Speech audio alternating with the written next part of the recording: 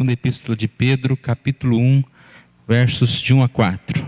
Simão Pedro, servo e apóstolo de Jesus Cristo, aos que conosco obtiveram fé igualmente preciosa na justiça do nosso Deus e Salvador Jesus Cristo. Graça e paz vos sejam multiplicadas no pleno conhecimento de Deus e de Jesus, nosso Senhor, visto como, pelo seu divino poder, nos têm sido doadas todas as coisas que conduzem à vida e à piedade, pelo conhecimento completo daquele que nos chamou para a sua própria glória e virtude, pelas quais nos têm sido doadas as suas preciosas e muito grandes promessas, para que por elas vos torneis coparticipantes da natureza divina, livrando-vos da corrupção das paixões que há no mundo. Vos torneis coparticipantes da natureza divina, livrando-vos da corrupção das paixões que há no mundo. Pai querido, nós te louvamos por esta noite, somos agradecidos ao Senhor, por podermos ter, ó Deus, esta comunidade de ensino da Tua Palavra, de preparo, ó Pai, e através desse preparo, possamos cumprir a nossa missão nesta sociedade de pregar, anunciar o Teu Evangelho, levar, ó Deus, a luz, o sal a este mundo em trevas, a esse mundo perdido. Que mais uma vez, ó Deus, o Senhor fale conosco e nos abençoe pela Tua Palavra. Oramos em nome de Jesus. Amém. Determinados assuntos ficam em moda por algum tempo. Por isso, nós tínhamos colocado o tema "É a vez da corrupção", entre parênteses não, com um ponto de interrogação. Será que é a vez da corrupção? Assuntos que ficam na moda. Por exemplo, você sabe que um assunto está na moda quando você, andando pela rua, qualquer rodinha, qualquer lugar que você vai, o assunto é aquele. Talvez nesses dias tenha se falado muito sobre Copa do Mundo, futebol. É um assunto da moda. Assunto da moda, às vezes, também estão relacionados às notícias que acontecem em determinado dia, né? A morte de alguém. Esses tempos tem morrido alguns esportistas, né? Jogador. Então se fala sobre aquilo que aconteceu naquele dia, naquele momento. Assuntos da moda também tem aqueles que nunca saem de moda. Repare que um assunto sempre que vai ser falado tá frio, né? Tá calor, sobre o tempo. Agora, infelizmente, tem um assunto meio da moda que não quer sair da moda. Como nós falamos na semana passada, desde o Gênesis é um assunto que está aí, infelizmente, em moda, que é a corrupção. Em qualquer lugar que você vai ter alguém falando sobre corrupção. Interessante que a corrupção ela entra dentro dos outros assuntos, né? Se está falando de Copa, está falando da corrupção na Copa. Então, se está falando de algum problema que acontece lá, um assalto, é corrupção. E assim, infelizmente, é um assunto que está sempre sendo lembrado, a corrupção. Estudando o Salmo 73, na semana passada, no domingo passado, nós vimos que esse assunto é muito sério, porque nós não só corremos perigo de ser assaltado ou roubado por um corrupto, mas de nos tornarmos um corrupto. Começamos a olhar para as facilidades da vida do corrupto e talvez caímos na armadilha como quase resvalaram os pés do salmista. Ele começou a olhar para a vida dele e começou a pensar: inutilmente conservei puro o coração, lavei as mãos na inocência. Quando ele olhava para a vida dele, com tantos problemas, limitações, ele olhava para a vida do ímpio, achava que o ímpio não ficava doente, que o ímpio até para morrer não sofria. Ele começou a invejar os arrogantes. Mas é a armadilha, pois nós não devemos olhar para as facilidades ou as vantagens do corrupto. Devemos olhar por quanto isso é temporário. Salmo diz: até que entrei no santuário de Deus e atinei com o fim deles. Não é olhar para as facilidades, mas é olhar para a fragilidade dessas facilidades. Os lugares que são chamados de escorregadios, pois o pecado, o mal, a corrupção, elas são só ilusão. Então, nós devemos pensar muito bem nisso. Encontrei uma frase, aliás, são algumas frases, que diz o seguinte: o mundo não é dos espertos, é das pessoas honestas e verdadeiras. Essa história de que o mundo é dos espertos, cuidado. A esperteza um dia é descoberta e vira vergonha. A honestidade se transforma em exemplo para as futuras gerações. Uma corrompe a vida, a outra enobrece a alma. Então não é bom buscarmos a corrupção. Diante então, irmãos, de tantas notícias de corrupção, o que nós devemos pensar? Que os corruptos devem ser presos, mortos? Não, nós devemos pensar que nós precisamos cumprir melhor o nosso papel na sociedade, porque Deus colocou a nós como igreja, como sal, como luz, para temperar, para não permitir que esse mundo apodreça. Nós devemos viver nessa sociedade e buscar transformá-la a partir do quê? A partir do nosso testemunho. Não olhar para o corrupto, não olhar para aquele que faz mal feito e justificar, né? Ah, eu não fiz muito bem, mas foi melhor do que o outro, que fez mal feito também, né? Não olhar para a corrupção como desculpa para se corromper, mas olhar como um perigo, uma armadilha, e sim olhar, orando, pedindo a Deus que transforme a nossa nação, Ele que é o único capaz de transformar os corações, Ele que comanda o coração do rei, conforme segundo o seu querer, Ele transforma, como um rio não pode andar senão pelo seu leito, né? O rei está lá, ele é o rio, mas se Deus fizer a curva do rio para o lado bom, esse pode ser transformado. Orar por eles, mas principalmente buscar uma vida diferente.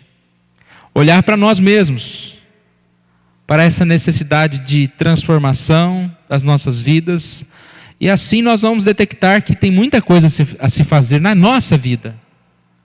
Antes de mudar o mundo inteiro, eu preciso começar a mudar a minha casa.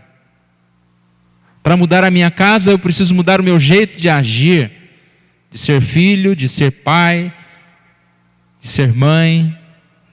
Eu preciso buscar essa transformação na palavra de Deus. Portanto, nós lemos esse texto de 2 Pedro, que realmente responde essa pergunta: como nós vamos alcançar essa transformação, não nos transformando em corruptos, mas sendo transformados para a glória de Deus, para servir a Deus. E por isso eu li 2 vezes a parte do versículo 4, que diz que nós devemos tornar participante da natureza divina. Deus faz com que possamos ser transformados. E aí vem uma ideia, né, de influência. Nós todos somos influenciados. Não tem como não ser influenciados. E aí eu digo, se nós somos influenciados, devemos ser influenciados pelas coisas boas, pelas pessoas boas, e principalmente pela influência de Deus, a influência divina, nós vemos aqui Pedro escrevendo àquela igreja, aos seus, que são chamados de pessoas que têm uma fé preciosa, obtiveram uma fé preciosa de Deus. Então Pedro escreve aos crentes, chamados aqui como alguém que possui uma fé valiosa.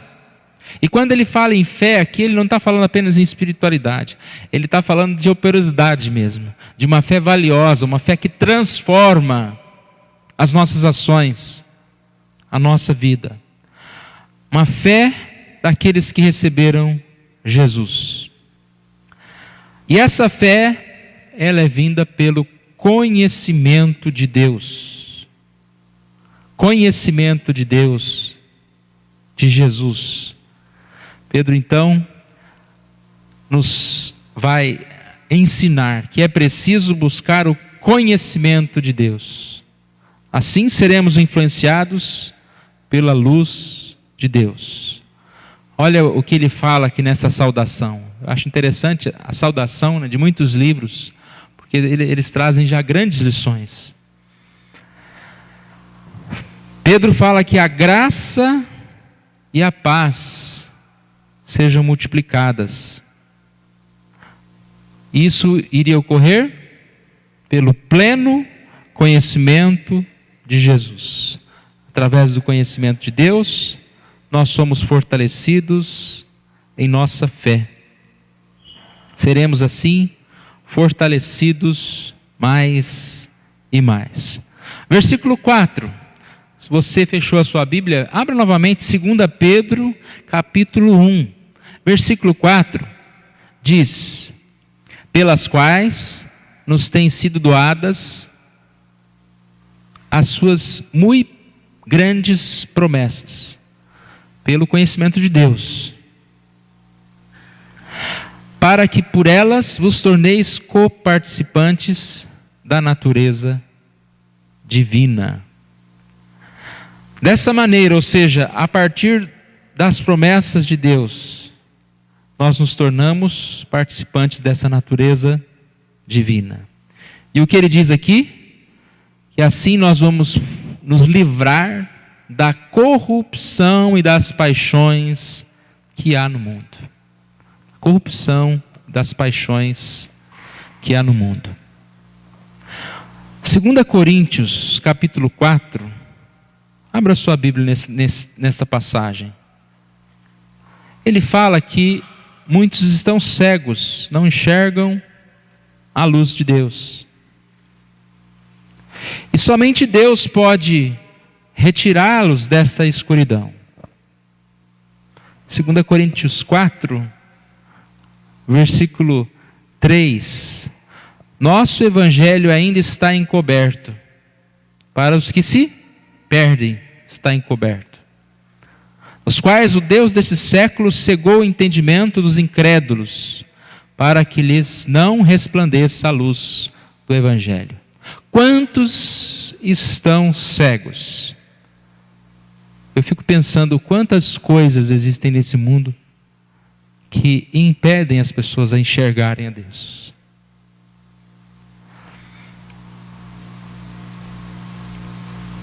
Pastor Chum, quando veio aqui nesta igreja, no aniversário da igreja, no domingo de manhã, ele contou uma ilustração que ficou na minha cabeça, e essa semana eu escrevi um texto a respeito dessa ilustração.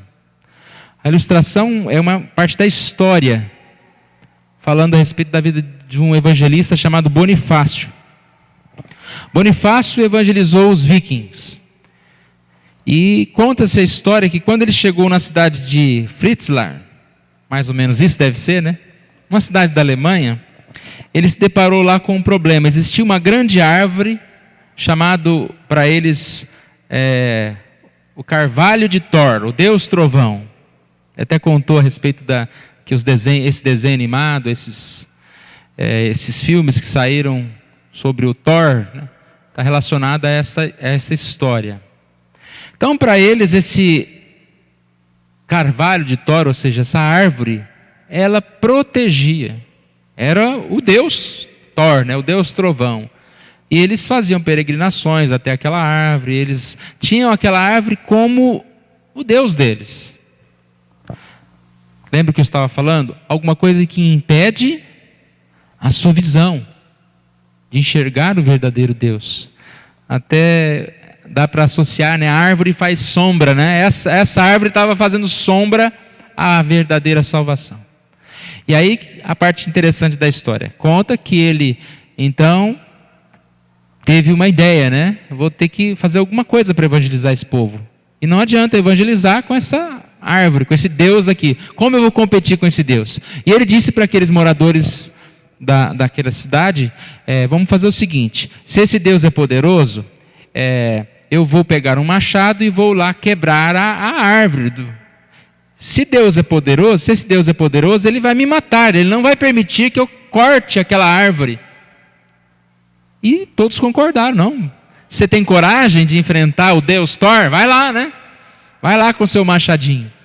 E conta a história que ele chega, então ele vai e corta aquela árvore e nada aconteceu.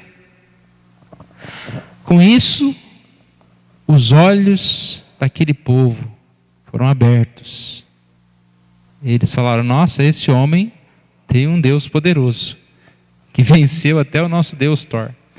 E conta-se então uma parte da história que ele, com aquela madeira, construiu a primeira igreja lá entre os vinques. A primeira igreja foi construída com a árvore do carvalho, né? Carvalho de Thor.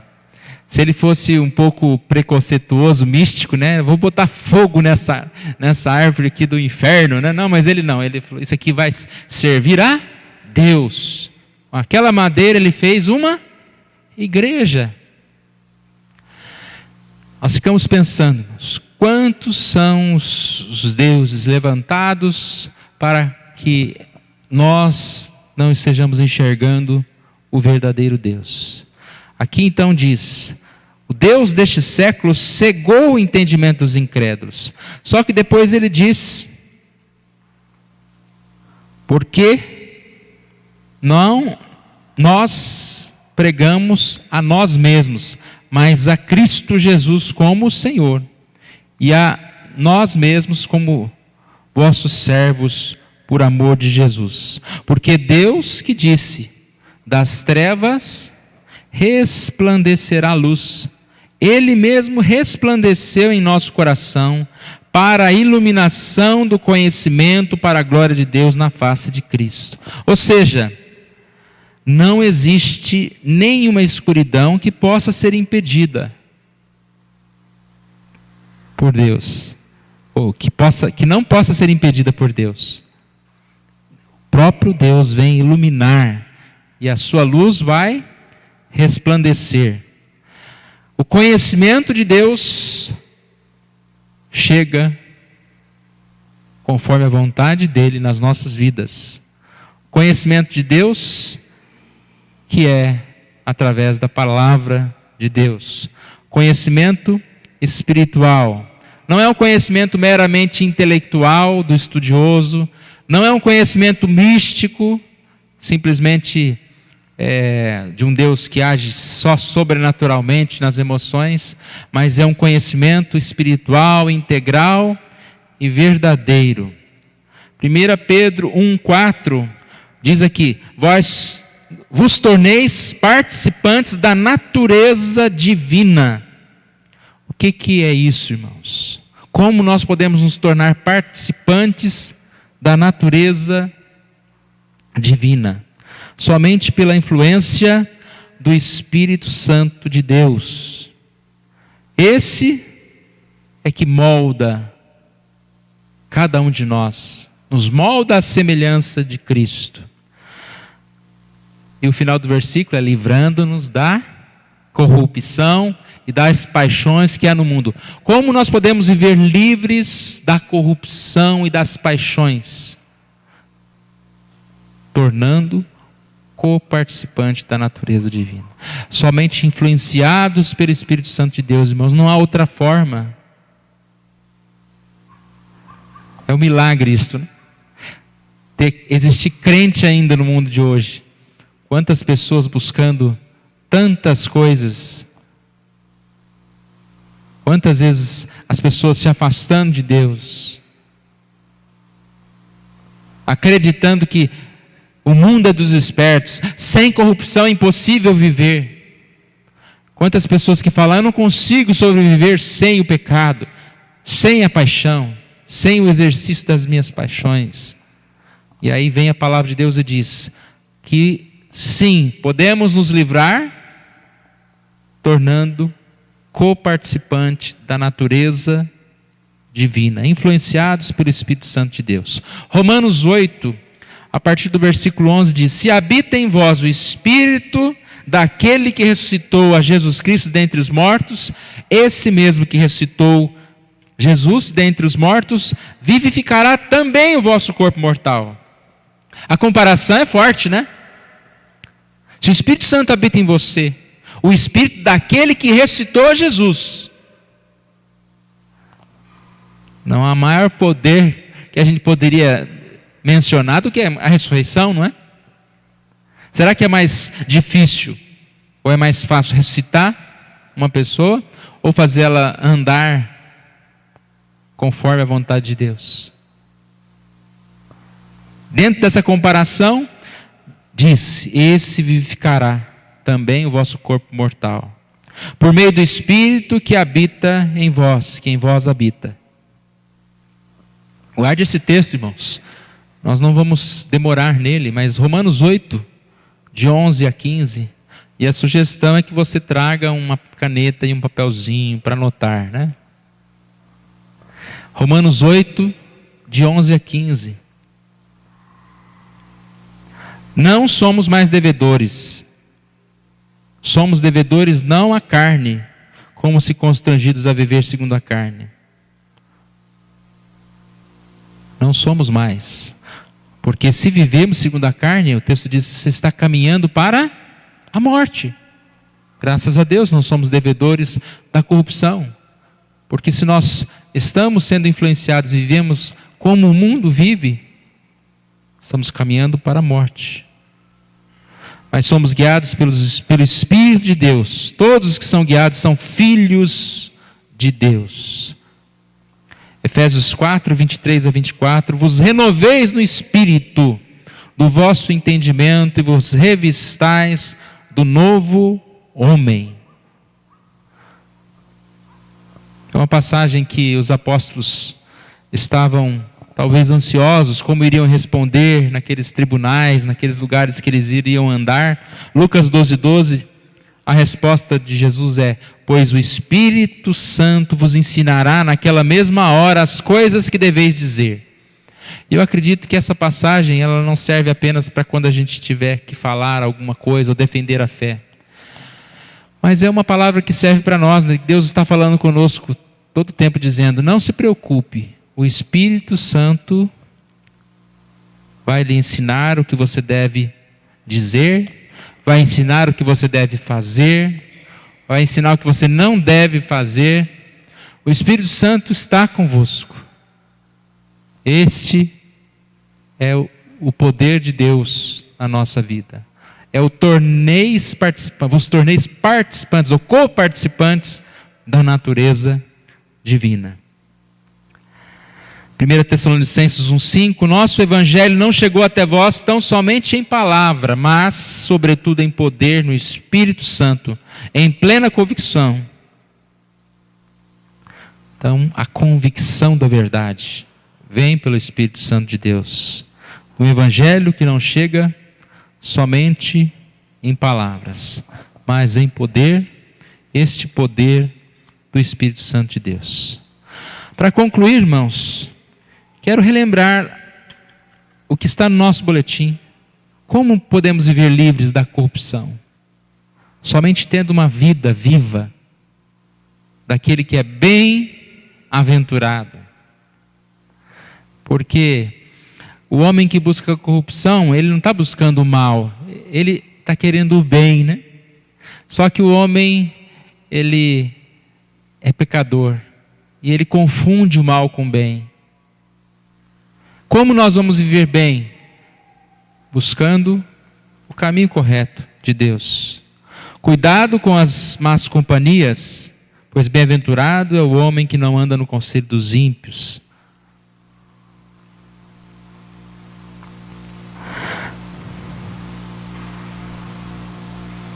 Esse é o primeiro ponto aqui.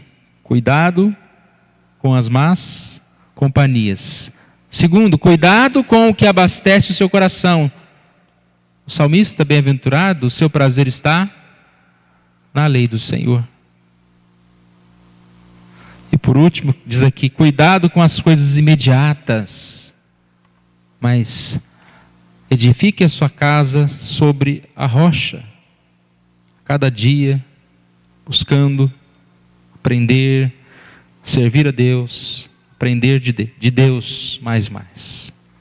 Portanto, irmãos, diante dessa situação que nós vivemos, nós não devemos apenas sentir vítimas, mas diante da corrupção deve vir no nosso coração uma grande fome e sede de justiça, tristeza pelo pecado, mas um desejo de ser diferente, porque só quando nós somos diferentes é que nós vamos transformar esse mundo, nós vamos transformar outros. Eu disse aqui há algumas semanas, né? Não adianta nada você combater corrupção com corrupção, com violência, com tumultos. Não tem como a gente combater a corrupção se nós não buscarmos transformação nas nossas vidas. Vamos ficar em pé, irmãos, nós vamos orar mais uma vez.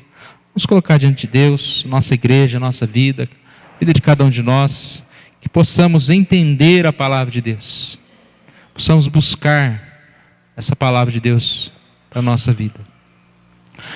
Deus querido, nós te louvamos mais uma vez por esta oportunidade que o Senhor nos dá de falar, ó Deus, de uma verdade tão grande que é vinda da tua palavra, Deus. A verdade é esta, que o pecado somente destrói, somente nos leva a uma aparência de felicidade, Deus. E que a tua palavra, a tua presença é o guia que nos leva à alegria, à salvação. Pai amado, que o Senhor abençoe cada um de nós aqui nesta noite, abrindo os nossos olhos, abrindo o nosso coração para a tua verdade. O nosso desejo, ó Deus, seja te agradar. O nosso desejo seja, ó Pai, conhecer o Senhor. Somente através do conhecimento de Cristo, da sua palavra, da sua verdade, é que teremos a nossa fé realmente operosa. Teremos paz e a misericórdia do Senhor sobre nós. Obrigado, ó Deus, por esse tempo aqui na tua casa. E que o Senhor fale com cada um de nós, ó Pai, nos libertando de todo mal, por intermédio desta união com o Senhor, ó Pai. Livra-nos, ó Pai, nos abençoe, nós oramos em nome de Jesus. Amém.